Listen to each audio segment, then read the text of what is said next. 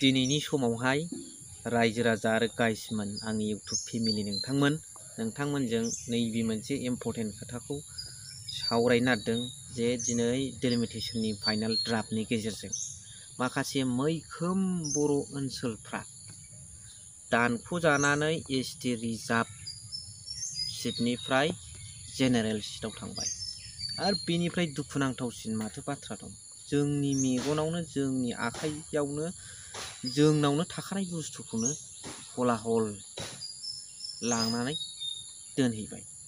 दा बेफोर बिराद दुखुनांथाव बाथ्रा आरो बे दुखुनांथाव बाथ्राखौ लानानै दिनै बै ओनसोलनि बर' रायजो राजाफ्रा आरो माखासे दैदेनगिरिफ्रा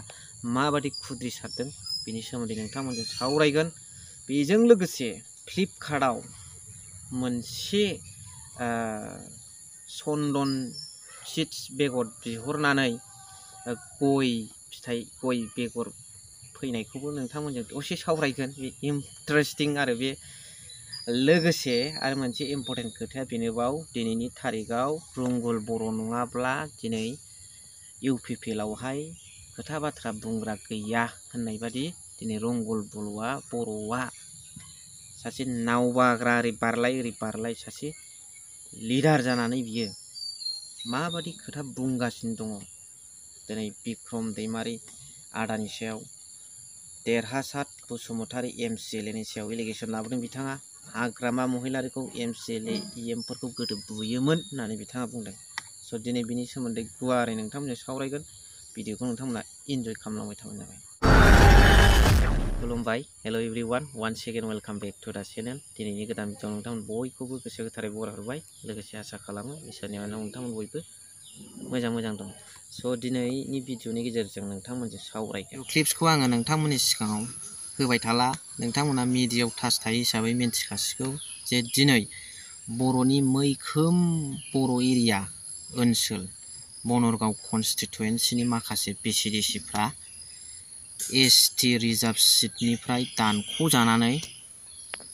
दिनै जेनेरेल सिटआव बावखुंग्रि दानि डेलिमिटेसननि फाइनाल ड्राफ्ट जे बिधान सभा सिट दाफामनाय बेयावहाय गोदान दाफामनायाव जेनेरेल सिटआव एसटि रिजार्भ सिटनिफ्राय हाबहैबाय दा बेनिफ्राय दुखुनांथावसिन मा बाथ्रा दंबावो दिनै नोंथांमोना नुनो मोनबाय बर'नि मैखोम एरिया बनरगाव कनस्टिटुवेन्सियाव गासै 14था प्राइमारि दङ बेवहाय 13था बिसिडिसि दङ बिनिनो 5-6थासो बिसिडिसिआ बिनि सिङाव थानाय गामिफ्रा दुखुनांथावै लाम बर' मैखोम थानाय गामिफ्रा एसटिनिफ्राय जेनेरेल सिटआव हाबफैबाय होमबा बेवहाय मा बेनिफिट्स दं बेनिफिट्स गैया बेखौ नोंथांमोना मिथिखागौ दिनै बे खोथाखौ लानानै दिनै बनरगाव कनस्टिटुवेन्सिनि TCLCCनि चेयारमेन मानगोनां रबिराम ब्रह्म बिथाङा थांनाय बिटिसि इलेक्सनाव बिथाङा गेलेदोंमोन बनरगाव कनस्टिटुवेन्सिनिफ्राय रोखा फोरमायदों आरो खुद्रिनाय बिथाङा बिबुंथि होदों लोगोसे रायजो राजाफोराबो खुद्रिनाय मोनखागोन दिनै मोनखानाय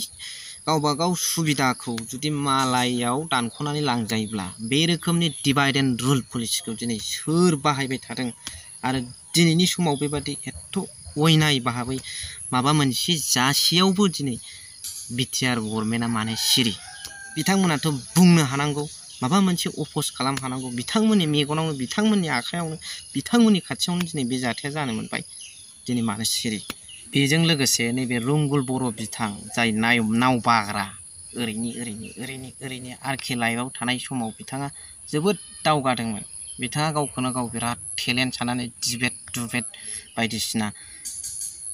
जुजिबाय थानो आरो माने खोथाजों बुंनानै थास्लिमनो नागिरो बिनि खोथाजों बुंनानै थास्लिमनायखौ जोंनो नाङा उइथ प्रुफ नोंथाङाबो माबा मोनसे मोनदोंबा प्रुफ होयै मावनानै दिन्थिलांबाय था बेखौसो जों लुबैयो दिनैनि समाव खैफोदनि समाव मा डिबेट मा नांलायनाय फैयो आरो दिनै नोंथाङा देरहासार बसुमतारी एमसिएलएनि सायाव एलिगेसन लाबोदों बेफोर माखासे कन्डिसनजों मावनायनि खोथा थायो आरो हाग्रामा महिलारि बिथांखौ सासे फर्मार चिफ अफ बिटिसिखौ बिथाङा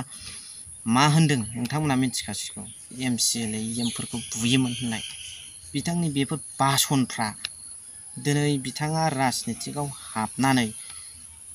गावखौनो गाव देरख्ल'नाय जौख्ल'नाय बादि मोननानै माखासे खोथाखौ बाहायदों नामा जायखौ मोनो बेखौनो डिबेटनि चेलेन्ज मानसिया डिबेट लेक्सारजों नङा कर्म खामानि मावनायजोंसो नोंनि जाफुंसारनायखौ मोननो हायो। स' दिनै आङो बारा गोबाव बुंला, नैबे मोनसेयाबो दहाय आङो निउसाव नुदों फ्लिपकार्टआव जायफोरा अनलाइनाव माबा माबि बिहरो बियो चन्दन बेगर बिहरदोंमोननो, बिनिफ्राय गय बेगर सफैदों, गय फिथाइ। बेफोर जोबोद इन्टारेस्टिं आरो लोगोसे बै जायनाखि कम्पानि बेफोर बेबादि जाहाथे दा खालामथों बिनि थाखाय फ्लिपकार्टनि बिगोमा बिथांमोना नायबाय दंमोन भिडिअखौ, बिथांमोनसिम रिकुवेस्ट खालामबाय। लोगोसे रायजो राजाफोर नैबे डेलिमिटेसन फाइनाल ड्राफ्ट बनगाव कनस्टिटुवेन्सियाव जे माखासे एसटिफ्रा जेनेरेलाव गोग्लैहैदों बिनि सायाव नोंथांमोना मा सानदों बेखौ मोजाङै कमेन्ट खालामनानै फोरमायहरबानो जाबाय। स' भिडिअखौ बारा गोबाव खालामना, थेंक इउ भेरि माच फर वाचिं, लाभ इउ अल।